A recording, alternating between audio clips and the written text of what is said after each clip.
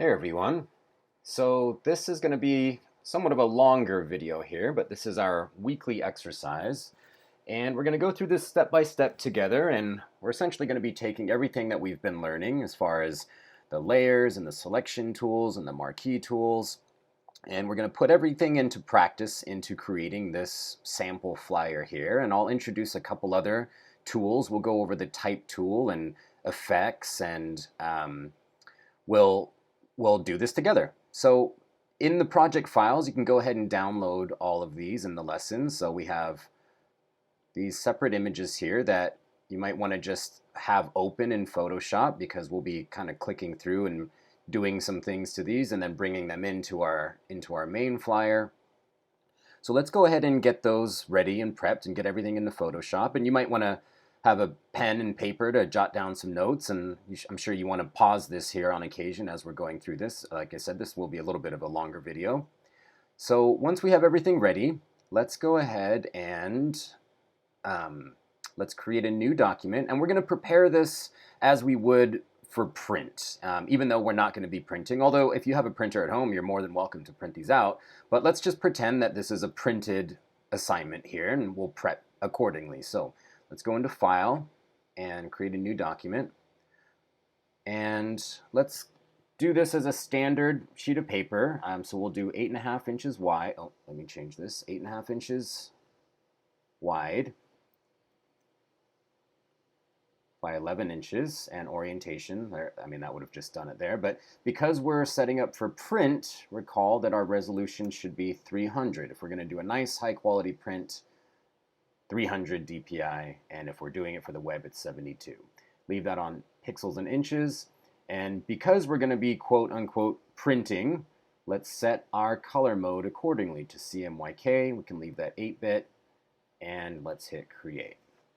Okay, so now we're ready. You might notice that my Photoshop layout looks a little different. I've been experiencing a bit of lag when I'm making these videos. It's generally because I have like a million things open, but I changed some things around. I modified my display, so I shouldn't have any of those lag issues. But if it looks a little different, that's why. But you should still be able to find everything in the right places.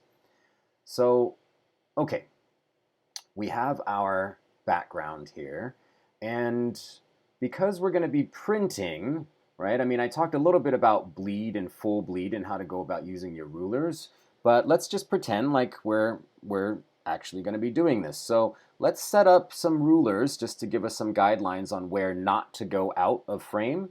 So I'm on inches right now, and let's zoom in a little bit more so I can see that 1/4 inch right there. And oh, so let's just go ahead, and if your rulers are not on, go ahead and turn them on. Remember, you can go up to View and Rulers. And let's bring out a guideline here to that 1/4 inch right there. And then let's scroll over and do the same thing. Drag out, so there's 8.5, and there's that 1/4 inch mark there. And this is just a habit to get into if you know you're going to be printing something. Let's take that bleed into account and pull this down to that 1/4 inch there, and pull this down so there's 11, and then we go back to that 1/4 inch. And again, so there's our 1/2 inch and then the 1/4 inch there. And the closer I zoom in, the closer those rulers will go in as well too. So now you can easily see that 0 to 1/4 inch there. Okay, so let's zoom back out. Remember, that's Command minus sign there. So the first thing that we want to do, let's go ahead and unlock that layer so we can now start doing things to this. And if you notice in the original here, I have a nice little gradient going from this nice kind of darker orange into this light orange, and I'll just show you how. So let's go back to our document. And there's a couple different ways you can do gradients. The first is to actually click on the gradient tool. This is where your paint bucket tool would be, so G, but click on if it's the paint bucket, click and hold down, and you'll see you can come to gradient tool. And this is just an easy way to throw a gradient down. Not too much control that you have doing this way, but I'll just show you what control you do have. So here we have our different types of gradient: linear, radial, angle, reflected, and diamond. And these are just the different types of gradients here. You can kind of play around with these and experiment. But let's just click on this regular linear gradient. And here are two colors right now. This is essentially going from one color to the next. And if you open this, it has some preset options in there. So example, if we clicked on that red-green, that's going to pull up a red-green, and you can go through. But let's just click on that black and white. And now let's say we want to customize our own colors. So you can click on the actual gradient bar there. And here this opens up our colors, our gradient editor. And the bottom left-hand color here and the bottom right-hand color are the two that we're going to manipulate. Don't worry about these top ones just yet. But if you double-click here, that'll open the color picker. And you can pick any colors you want. I was just picking that because I felt it had a nice color scheme with everything else I was doing in there. But let's just say, I don't know, I'll pick kind of the same color. But you can pick anything you'd like here. And let's pick that first color and that second color.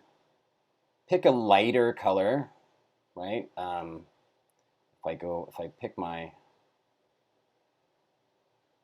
eyedropper, or let's move this up. I mean, you can leave it to white if you want, but I'll just say pick a lighter color than the one that you originally chose. So there let's go a little bit darker here.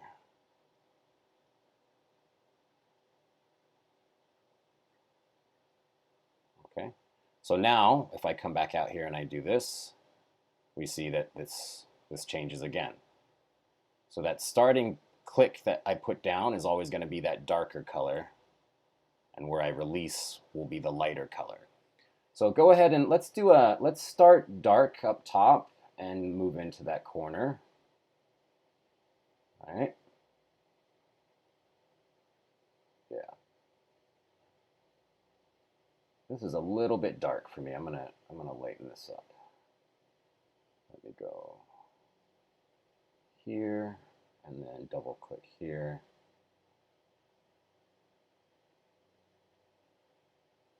Okay, and then click top left, bottom right. Okay, that's a bit better there. So that's one way to go about doing the layer, but notice I can't turn that on or off. It just kind of just does that layer. But let's go about a layer adjustment here, or effects here. So let's Command D. Let's get rid of all of this, or Command Z. Back to a white, or you could just delete that and just create a new layer. So if we create a new layer and go to my paint bucket tool and select white. So if I have a new layer and I make it white, then what I can do is I can come down to this effects button right here and I can click on gradient overlay. Now this is essentially the same thing, but I have a bit more control here. You can see, again, if I want to change the colors, I can double click on the actual gradient bar, and then I can come in and I can choose the colors that I'd like. I'll come down here and actually choose something like that. And then I'll double click here.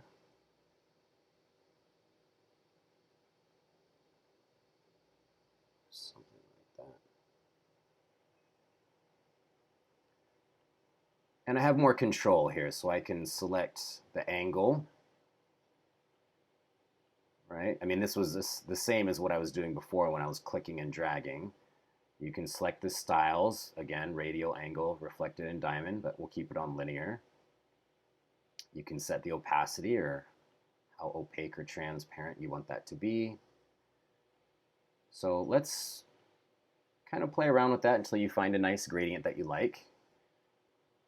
And then notice when I do it this way, I have this little effects button that I can expand and close, and that tells me that I have an effect and I have a gradient overlay down. So at any point I can come back and double click on gradient overlay, And then I can make more adjustments here. And the nice thing about doing it this way is because it's a layer effect, essentially I can turn this on or off, right? So however you want to do it is up to you, but just know that you have a bit more flexibility when you do an effects layer. So I'm going to actually delete that, and I'm going to do it this way, the way that I had done it in the beginning, just because I want to leave my layers a bit open there because I don't have as much space and I don't want to clutter that. So I'm just going to do it this way, but you can do it any way you'd like. So we have our gradient. Let's go into our type tool, and we'll kind of, again, we'll go down this flyer and we'll kind of get to each one of these sections as we do. But can you read this? Let's start with this here. So if we go to our type tool, we notice the top changes into a lot of different settings here. So these are your different types of fonts. And you can see, I'll give you a little sample of what they look like. And then we can go to adjustments to the font, so regular, italic, bold, italic, and then the size, and then the color here. So let's choose a font. I suppose any font will do here just for the purpose of the lesson, but I chose this Kefa. I liked this one. And I set it on bold and 60 point. So go ahead and just click here, and a sample lorem ipsum comes up, but let's type in, can you read this? Question mark. And then go ahead and hit the check, and then V for our move tool. And now we can move this around and modify this a little bit. So let's go ahead and do a couple of things here. So and then anytime also too, you can open this character. You can make the adjustments here as well, but let's click back on the T for our tool here. So let's go ahead and let's select this. Basically, I just clicked and selected it like I would in a Word document. And I want to change the color. So right now it's on white. So I chose a kind of a dark brown, but again, you can choose any color you'd like here, but let's choose, I don't know, some brownish black here. Okay. And then we can make individual adjustments here too. So can you read this? But let's take the this and just highlight that. And let's make that a little bit larger. Here, we'll make that 72. Just a bit bigger to emphasize, and go ahead and you have to hit the check mark after you've made all these adjustments. And if I hit Command T, remember that's my transform tool. So I could also, apart from setting the font higher or lower, I could also just hit Command T, and then I could make, I could make adjustments by doing this as well. Oh, I'm lagging a little bit here. But let's go ahead and let's center this in between our guidelines here. So let's move that in here and move that in here. Right, so that's centered. And now we're going to do a couple of things here that you guys might find fun. We'll do some effects to this font here.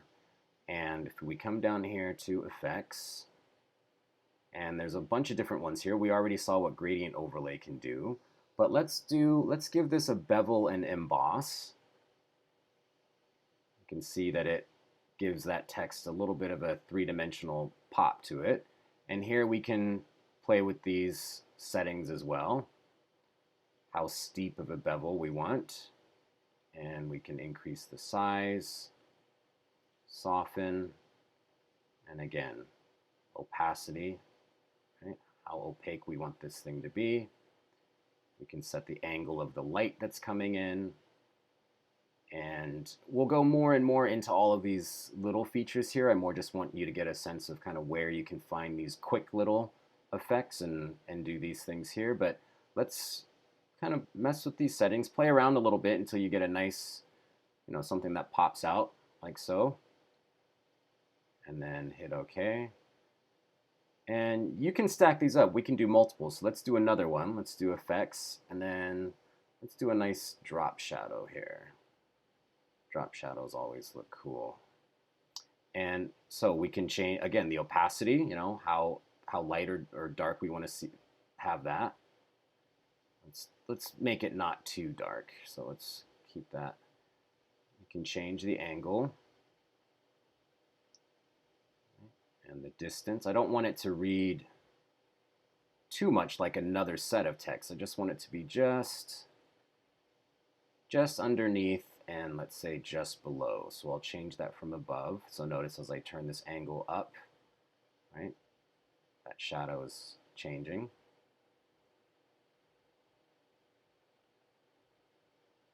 Yeah, just like that. Just so it's not reading as separate text, but just right below that text there. Once you've gotten that the way that you like it, let's bring in our teenager here, and let's go to that image that I provided you here. If it's not unlocked, unlock that layer so it's not background. And how would we go about selecting him? Because we don't want this background, we just want him and his glasses and his shirt, and we want to select him and bring that into our document here. So how would we go about doing that? What would be the best tool? Let's go through it. So we could do it manually. We could do our lasso tool or polygonal lasso tool, and we could come in and cut him out. Again, that would take forever, and we don't have that kind of time. So Command D, get rid of that. So it's going to come down to these two, Magic Wand and the Quick Selection tool. Now, my suggestion would be and we can see that, let me change my brush a little bit. So remember, I'm going to click and hold, and again, so Photoshop is going to guess what I'm selecting, and there's some pretty hard edges here between his skin and the background, so this makes our life a little bit easier. And remember, if anytime you want to hold or you want to add to the selection, you're going to shift, and if you want to minus or take away from your selection, you're going to hit Option or Alt for PC. So let's hold Shift, and let's kind of drag. Right, if you just stay close to that edge, again, Photoshop will kind of snap to what it thinks you're trying to get. So it got the back of his neck here, and you can zoom in here and adjust your brush size accordingly with the open and close brackets. And let's hold Shift, and let's try to get the black frame here nicely. And you'll notice that as you're holding Shift and kind of moving around, Photoshop might make some odd selections, but once you let go is when it'll kind of do the algorithm and snap to what it thinks you're trying to select. So I'm still holding Shift, and you see it's kind of going out a little bit. Now if I let go, okay, that came back, or that didn't go back as much as I'd like. So if you're making little mistakes like that, so now is when you would hold Option, and now I'm gonna press into that, and I'm gonna cut into that selection, and hopefully get it to snap on those glasses a bit better. So this might take some time here for you, so you might want to pause the video and just kind of do this and then resume once you've got a nice selection. I'm gonna keep going here. Well, I've already done this and made the selection, but I'll just show you how I'm handling this. Okay. So here's a little spot that I'm going to hold Option and I cut into a little bit. This is a really high resolution image. So there's other ways to do this. There's definitely the select and mask that I will get into. Once we get to the photo, when we actually start doing photo manipulation and photo restoration, when it becomes a bit more precise, I'll introduce that. But for what we're doing here, this is fine, and it's good to learn these quick selection methods. But again, there are some pretty cool masks we could do, that we could set tonal range and color and make all these really cool selections. But just do your best with this tool here, or those of you that know Photoshop a bit more, then you could experiment around with the select and mask if you'd like. But I'd like you to just practice with this, getting that Shift and Option down. Now, so here's a little void that we want to get, but it might be kind of a pain to try to get those eyelashes, but remember, if we hold Option, that will take away from our selection. So just as long as we get kind of this rough area, here you might want to change your brush size a bit, and definitely want to get that part. But if we can just get this triangular space, that's fine. Don't worry about the lashes. Okay, so something like that. That's okay. That's fine. We're not going to be able to see that. So let's zoom out, and then we'll shift, select here for his hair. We'll add to this selection.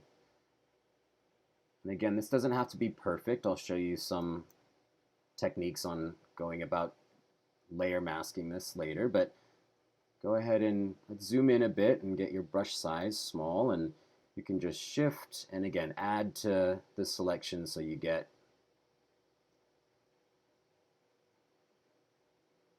some of this stuff. Again, we'll go more into these finer selections later. But just shift, hold shift and select.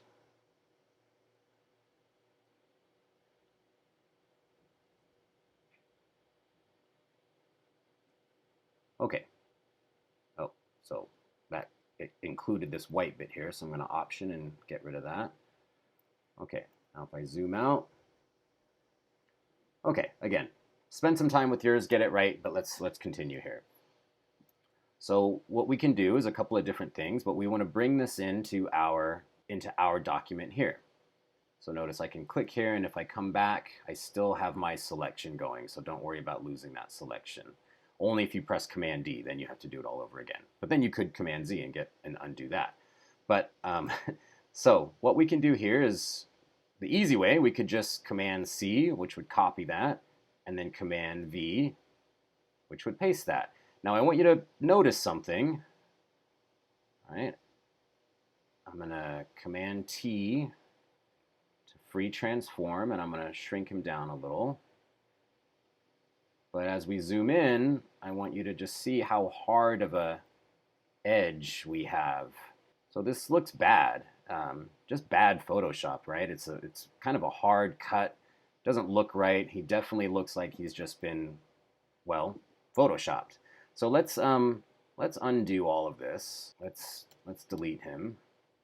Okay, and let's go back to this image here, and make sure we're on our quick selection tool. And go ahead and right click, and again, select and mask would probably give us more features to go through, but I just want you to go to feather, and well, 10, okay, that's all right. And let's just feather that selection by a radius of 10. Let's go ahead and hit OK, and then you can Command C, and let's come back to our document, and then Command V. And now if we zoom in, we can see that edge. It looks a little bit better, right? It's not quite a hard cut, right? But it looks okay for what we're doing. That's fine. Again, there's other ways we could go about it, but we see that his hair doesn't quite look so great. We can see some of these white spaces coming through, and we'll quickly resolve that. But let's go ahead and Command T, and let's get him into place here. So we'll kind of use the edge of let's make him a little bit smaller.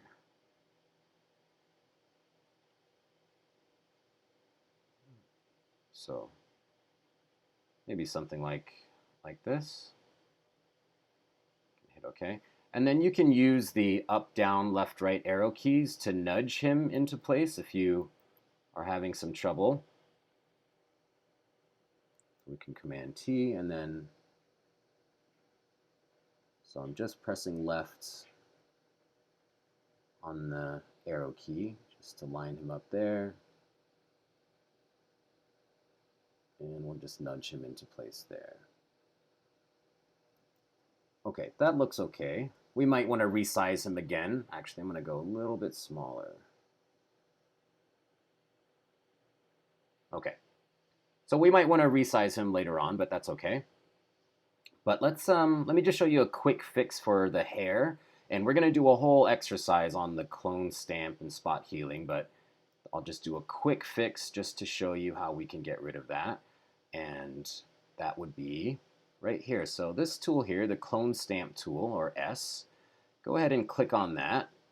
And this is a really fun tool. So it's essentially going to take a selection that wherever I click, and so if I hold Option, right, or Alt, that's going to turn into this little target here. So if I hold Option and I click here, and now wherever I move my cursor, it's essentially reading that distance. Wherever that cursor was, it's taking that information from wherever I Option clicked, and it says to input that in a way that will integrate here with wherever I click. Now, there's a lot of different features we can choose when we have this tool, right? We can choose how we want it to integrate and how we want it to blend. I don't want you to do anything like that. We're just going to do the quick fix here. So hover around here and hold Option, and then just click one time and then let go of Option. And then we can move up here where those white spaces are and just kind of lightly click around, and that's going to fill in texture. And again, you can make your brush bigger or smaller, and if you want to come in and really get into it, you can, so Option click here, and that can fill in some of that. But I like a little bit bigger of a brush here because we're just doing some quick spot areas that have a little bit of white, and we want to get rid of some of that. So don't get too carried away with this. It can be lots of fun to do these little minor tweaks and stuff, but again, the select and mask would have given us a bit more control, and I could have gotten rid of some of this white around here. But again, I'm not going to worry too much about that right now.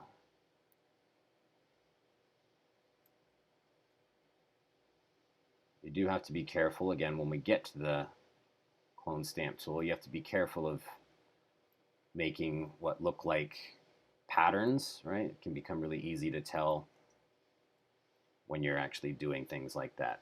But my version here was a lot better.